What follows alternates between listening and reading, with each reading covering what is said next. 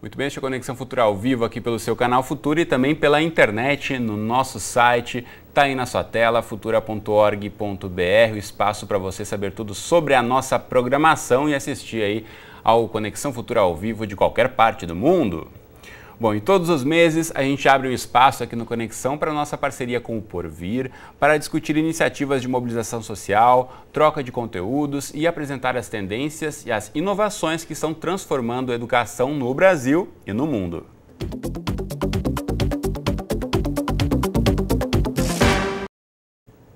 Bom, e a baixa qualidade do ensino nas escolas de pedagogia, a distância entre a teoria e a prática, a falta de acompanhamento ao longo da carreira, desde lá os programas de estágio, são alguns pontos que contribuem para a formação dos professores ser um dos temas mais sensíveis para a educação em todo o mundo e aqui no Brasil, é claro, também. Alguns dados do Censo Escolar 2013, realizado pelo Ministério da Educação, reforçam esse quadro. Atualmente, apenas 29% dos professores da educação básica possuem pós-graduação. E mais da metade dos docentes do ensino médio não tem formação na disciplina que lecionam. Essa deficiência na formação é um dos grandes entraves na melhoria da qualidade da nossa educação. No último mês de junho, foi aprovado no plenário da Câmara dos Deputados o Plano Nacional de Educação, que estipula aí 20 metas a serem cumpridas até o ano 2020, e duas dessas metas estão diretamente ligadas ao melhor preparo dos nossos educadores, prevendo formação de boa parte dos profissionais de educação em nível superior e em pós-graduação. A formulação agora de estratégias para cumprir essas metas ainda é um passo importante a ser discutido. O que se sabe é que 70% das atividades de formação continuada com professores no Brasil têm baixa eficácia, segundo outro estudo do Instituto Ayrton Senna. Então, no programa de hoje, a gente repercute essas questões e também discute aí uma série de iniciativas de formação continuada de professores que já vem apresentando bons resultados. Então, para esta conversa, a gente recebe aqui no estúdio o professor Cláudio Oliveira, ele é diretor-geral do Instituto Singularidades. E nesse mês, aqui ao meu lado, está a Patrícia Gomes, ela que é jornalista do Porvir. E logo mais a gente fala também com a Mila Molina, ela é gerente de projetos da Fundação Lehman. E você em casa, como sempre, também é nosso convidado, então aproveite aí para tirar suas dúvidas, participe da conversa mandando mensagens, comentários, opiniões para a gente, como você pensa aí que a gente pode formar melhor os nossos educadores. Mande mensagens para a gente pela internet, na rede social, você tem como opção o facebook.com/canal Futura Oficial, você encontra aqui já na nossa página esse post, onde você pode curtir, comentar, compartilhar e deixar registrada aqui a sua questão, para logo mais eu trazê-la aqui para o estúdio. E também pela internet, use o nosso perfil no microblog no Twitter, para mandar o seu recado, marcando a gente com o perfil @canal Futura. Ou ainda, pegue o bom e velho telefone aí, ligue 0 operadora 21 3523 4098. Enquanto você faz isso, eu dou as boas-vindas aos nossos entrevistados. Tudo bem, Patrícia? Olá, tudo bom? Tudo bom? Tudo bem, Cláudio? Bem-vindo. Muito obrigado. Bom, como eu falei aqui, em junho de 2014 foi aprovado lá na Câmara dos Deputados o Plano Nacional de Educação, que entre essas 20 metas tem duas voltadas para a formação dos profissionais de educação.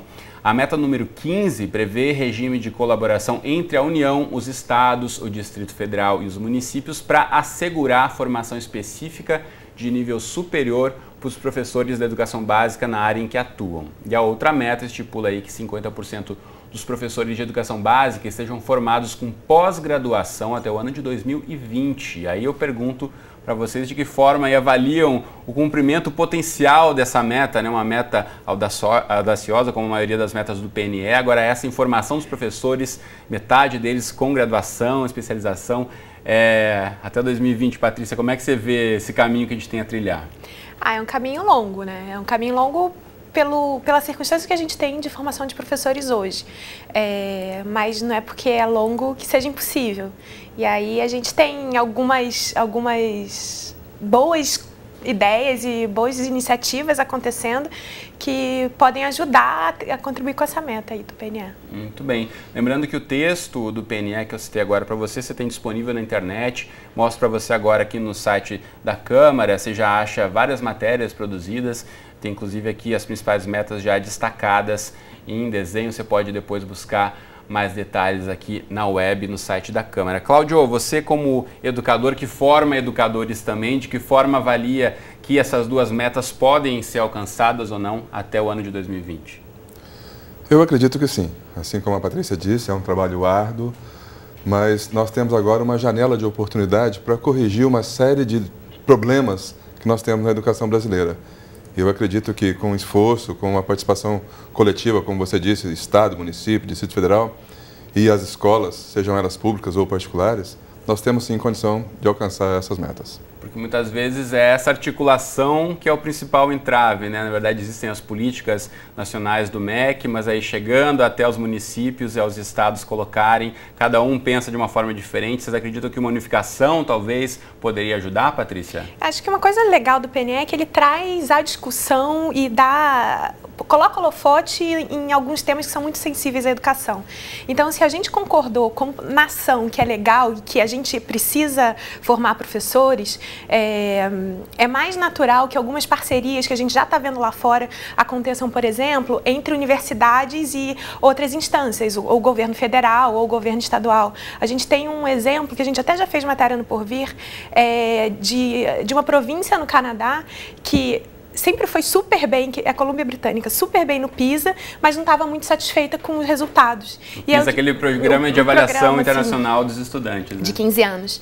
E aí, o que eles fizeram? Eles fizeram uma relação, uma parceria com as universidades da região, que no caso eram 9, que faziam formação de professores e fizeram uma aproximação, aproveitaram um bom momento político para que isso pudesse acontecer, que é muito perto do que a gente está vivendo agora, e conseguiram chamar mais gente para esse debate e fazer uma articulação entre o poder público e a universidade.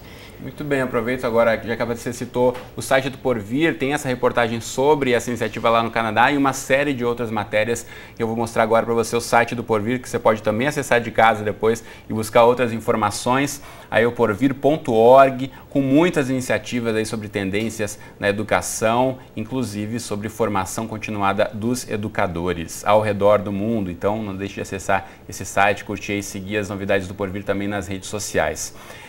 Quero aproveitar agora também para colocar na nossa conversa a Mila, que vai falar com a gente de São Paulo daqui a pouquinho, mas primeiro dizendo para você de casa que a maioria das atividades de formação continuada com professores no Brasil tem baixa eficácia, segundo o estudo do Instituto Ayrton Senna, que ouviu cerca de 3.000 professores, gestores e especialistas brasileiros. O levantamento aponta para a falta de sucesso aí das iniciativas que deveriam resultar em melhorias no ensino. Então chamo agora a Mila Molina, que é gerente de projetos da Fundação Lehman. Mila, tudo bem com você? Bem-vindo à Conexão Futura. Olá, tudo bem? Obrigada. Oi, Cláudio, Patrícia, tudo bem? Prazer falar com vocês.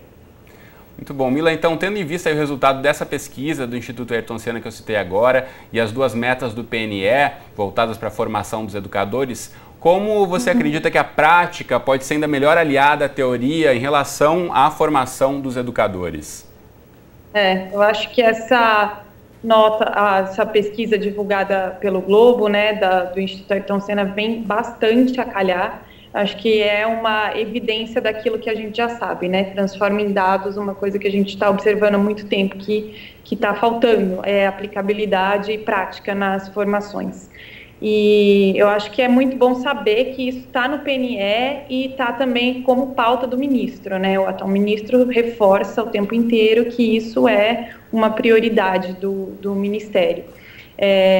Acho que, como a Patrícia já disse, você colocar no PNE ajuda bastante, né? Porque o foco das atividades passa a ser esse e o desafio tá na pauta, tá no debate.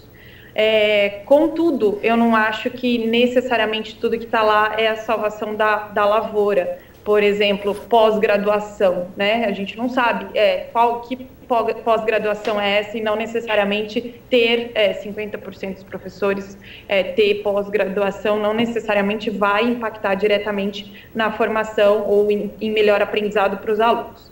De qualquer maneira, isso é um ponto positivo e relevante. Acho que é muito importante isso estar na pauta, está no PNE, está na pauta do Ministério. Mas como você já até introduziu, acho que com certeza o principal gargalo da formação de professores, tanto a formação inicial quanto a formação continuada, com certeza é a união, né, conciliar a teoria com a prática. Então, hoje a gente tem muita teoria e pouca prática. A gente tem professores que têm uma carga de estudo bem grande na Faculdade de Pedagogia, nas licenciaturas, e que está voltado para um conteúdo mais reflexivo, né? Eles têm bastante leitura dos principais teóricos de educação, sobre filosofia, bastante coisa de sociologia, e isso é positivo, em alguma medida, porque isso gera professores críticos e com boa capacidade analítica. Então, acho que isso a gente tem no Brasil. Professores que são críticos e que sabem do papel deles.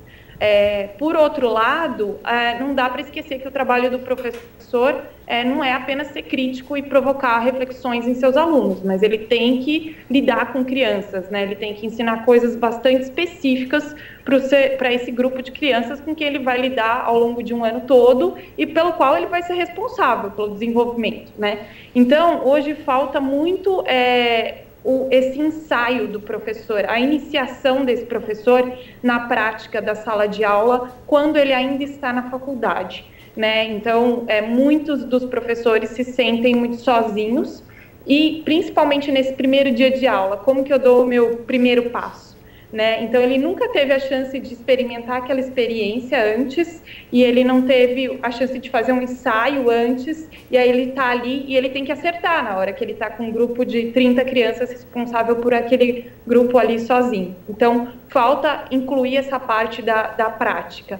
Então, concluindo, acho que falta a gente colocar esse estágio obrigatório que já existe, ou seja, já temos um espaço para que isso aconteça, de uma forma mais séria, mais profissionalizada. Então, a escola receber melhor esse estagiário, que é um futuro professor, a universidade levar isso mais a sério e se conectar com a rede de escolas para a qual ela está preparando aqueles professores, né, que estão frequentando a universidade. Então, acho que isso é o que a gente precisa tomar bastante cuidado nessa formação de professores, principalmente nessa formação inicial, nas licenciaturas e nas pedagogias. Falo com você novamente daqui a pouquinho, Mila. Eu quero ouvir o Cláudio, que está com a gente no estúdio. Ele trabalha no Instituto Singularidades, que forma os professores e que passou por uma reformulação, tendo em vista até essas questões de como o professor se vê dentro da sala de aula, sobre as práticas dele. Fala um pouquinho sobre esse momento aí de revisão das práticas de vocês e como viram, né, a importância dessa formação diferenciada a partir de agora, Cláudio. Bom, o Instituto Singularidades é uma faculdade que atua exclusivamente na formação de professores. Esse é o nosso foco. Nossos cursos de licenciatura, nossas pós-graduações são todas voltadas para a formação de professor. E até comentando um pouquinho sobre o que a Mila falou, um dos diferenciais da nossa instituição é que os nossos alunos estão na prática desde o primeiro semestre. Os nossos alunos estão no campo de estágio desde o primeiro semestre em sala de aula. Sempre tivemos uma referência muito positiva como sendo um centro formador de excelência, para professores, mas entendemos que havia uma necessidade de mudança na proposta de ensino. A gente tem discutido isso muito nos diversos eventos que nós participamos, né? Nós temos hoje alunos do século XXI, professores do século XX e escolas do século XIX. E isso é uma realidade que impacta negativamente no resultado da qualidade do ensino que nós temos nas escolas. Os nossos alunos hoje chegam em sala de aula com uma condição diferenciada. A nossa sociedade hoje é uma sociedade mais integrada, é uma sociedade que consegue interagir pelas redes sociais, consegue ter um volume imenso de informações através da internet, através da televisão. E quando esse aluno chega em sala de aula e encontra aquele modelo tradicional, aquele modelo que não permite interação, que não permite colaboração, isso causa, com certeza, uma desmotivação muito grande e afeta negativamente o resultado da aprendizagem. Então, nós, percebendo essa necessidade de mudança, fomos pesquisar outras escolas. A nossa instituição teve a oportunidade de enviar várias pessoas para conhecer modelos, não só no Brasil, mas também fora do Brasil, e resolvemos implementar, a partir de 2014, um modelo de ensino trazendo essas inovações acadêmicas, inovações pedagógicas. Trouxemos para dentro de sala de aula um ambiente mais interativo, mais colaborativo aquele modelo que é chamado lá fora de Active Learning, que é a sala de aula ativa. E dentro dessa sala de aula ativa, nós implementamos metodologias que permitem e que facilitam a interação, a colaboração dos alunos entre eles mesmos e também com o professor. Não, e de fato, na verdade, isso muda um pouco também a função do próprio aluno na sala de aula, a postura dele, ou a forma como ele vai encarar os seus estudos, como ele vai se dedicar também fora daquele espaço do turno dentro da escola, claro, em casa também, para preparar o material e chegar mais pronto, com mais conteúdo para discutir a partir dali com o professor. Existe uma mudança significativa tanto do aluno quanto do professor. O aluno, sim, é uma mudança de cultura. Ele tem a necessidade de ter uma interação maior com os conteúdos fora do ambiente de sala de aula, porque em sala de aula ele vai trabalhar com atividades práticas, com a resolução de problemas, com intervenções práticas que permitam que ele possa sentir o exercício da profissão. É isso que a Mila falou no comentário dela, né? Muito bom. Eu quero ouvir a Patrícia, que está aqui com a gente. No Porvir também tem uma série de reportagens mostrando alguns exemplos de como os professores, a Mila falou da questão do estágio, né, que já é obrigatório, mas tem algumas iniciativas aí de até vendo a educação com uma forma comparada ao treinamento de médicos. Fala um pouquinho pra gente, Patrícia. A gente teve a oportunidade de fazer essa matéria, não é uma iniciativa exatamente muito nova, acho que é já de 2003, em Boston, eles lançaram um programa que chama Teachers Residence, que é como se fosse uma residência médica. Também parte do princípio que para você ser exposto a uma sala de aula de 30 alunos, é muita responsabilidade na mão de uma pessoa. E aí o que eles fazem? Eles, assim como o médico tem aquele período em que ele está ali com todo o apoio, todo o suporte na prática, tendo que ter aquelas atividades, lá em Boston eles fazem isso com os postulantes ao cargo de professor. Então eles passam um ano, tem uma carga horária que é um pouquinho, alguns dias na semana eles têm aula, mas a maior parte do tempo eles passam em sala de aula e sempre com um tutor. E com esse tutor vai ser a pessoa que eles vão ter de referência para discutir, nossa, professor, daquela sala de aula que eu estava assistindo ali como residente, eu vi que aconteceu determinada coisa, e aí ele tem essa possibilidade dessa solidão que a Mila falou. Quando a gente faz matéria com o professor, eles reclamam demais, eles falam assim, nossa, eu fecho a sala de aula, eu me sinto sozinha.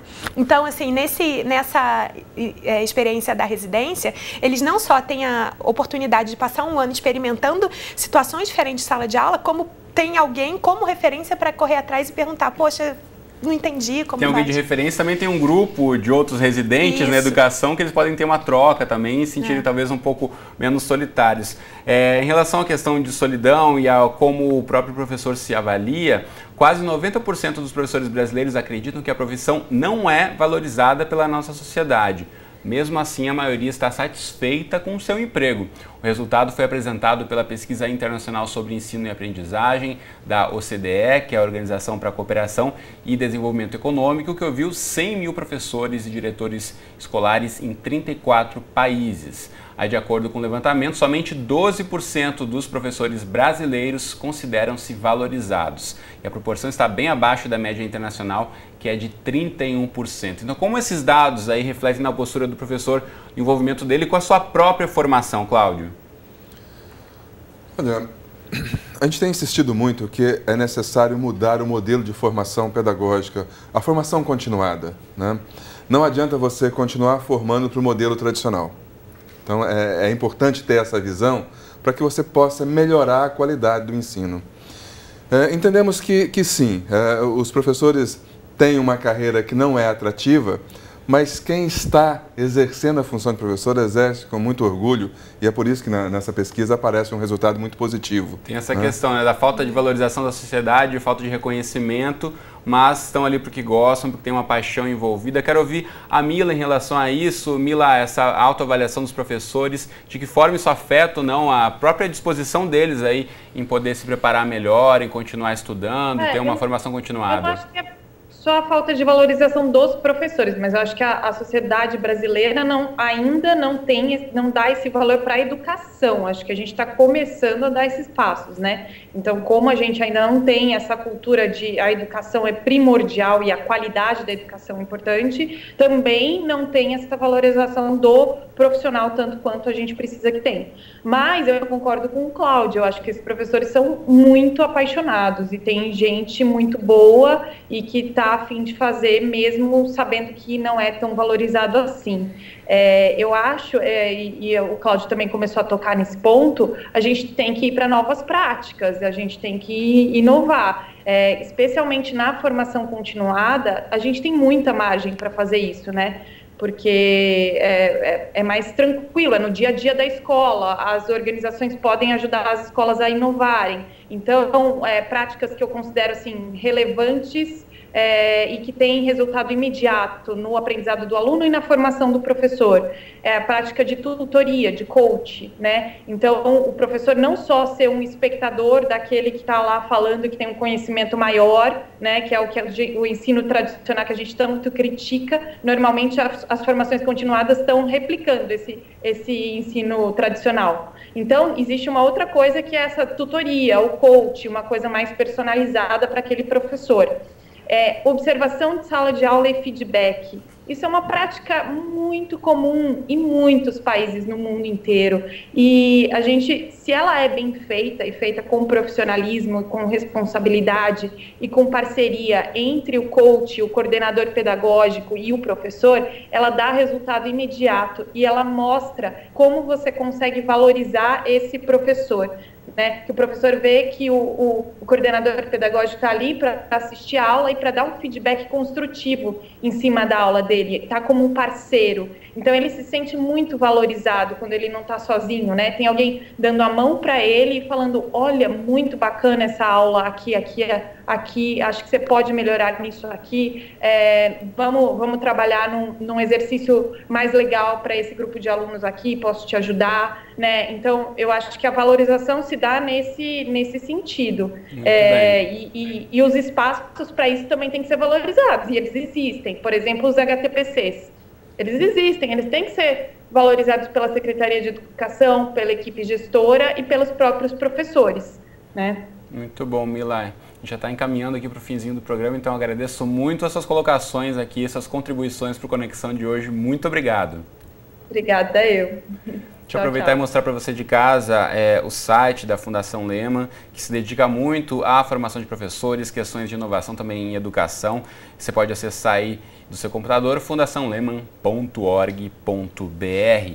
Aqui, antes de encerrarmos, tem várias questões chegando para a gente pela rede social. Reginaldo Araújo, Rodrigo Ribeiro, Dário, Russell de Carvalho, curiosamente todos aqui do sexo masculino, muito interessados na formação dos professores. Obrigado pelas mensagens de vocês.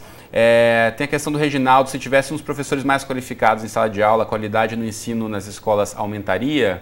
Acredito que sim, né, Patrícia? Acho que é quase uma unanimidade nessa resposta de que, de fato, com o melhor preparo do professor vai resultar mais para frente aí, não só na melhor qualidade do ensino nas escolas, na formação de cidadãos mais preparados aí para toda a vida.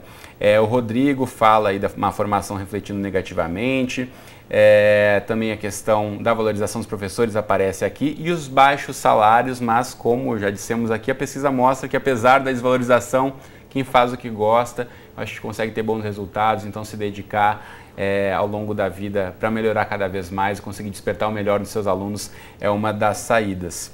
Agora, antes de encerrarmos, Patrícia, tem um post muito interessante no Porvir, a gente falou um pouquinho dessa questão da solidão dos professores, tem uma rede social para educadores trocarem experiências. Fala rapidinho para a gente desse site, que eles podem também trocar experiências aí, fica a dica para quem está em casa assistindo a gente. Então, para quem é professor, é legal ver professores com angústias parecidas e desafios parecidos. Tem uma rede social chamada Edmodo, ela é gratuita, qualquer um pode se inscrever, já tem mais de 35 milhões de pessoas lá e a comunidade de professores brasileiros lá é muito grande. E como é que funciona? Você abre lá fóruns de discussão sobre aquilo que está te consumindo. Então, se você tem algum problema que é muito específico da sua região, é muito mais fácil você encontrar por uma rede social que tem 35 milhões de pessoas, alguém que esteja vivendo alguma coisa parecida. Trocar plano de aula, trocar boas ideias ou coisas que não deram certo. Isso também ajuda muito na formação de professores. Não faça. Muito bem. Então, todos esses recados, essas dicas, essas reportagens estão no site do Porvir, que eu mostro novamente para você, porvir.org, aí na sua tela. Infelizmente o nosso tempo já acabou, então obrigado, Cláudio, obrigado, Patrícia, pela presença hoje comigo no estúdio. Foi um prazer recebê-los aqui.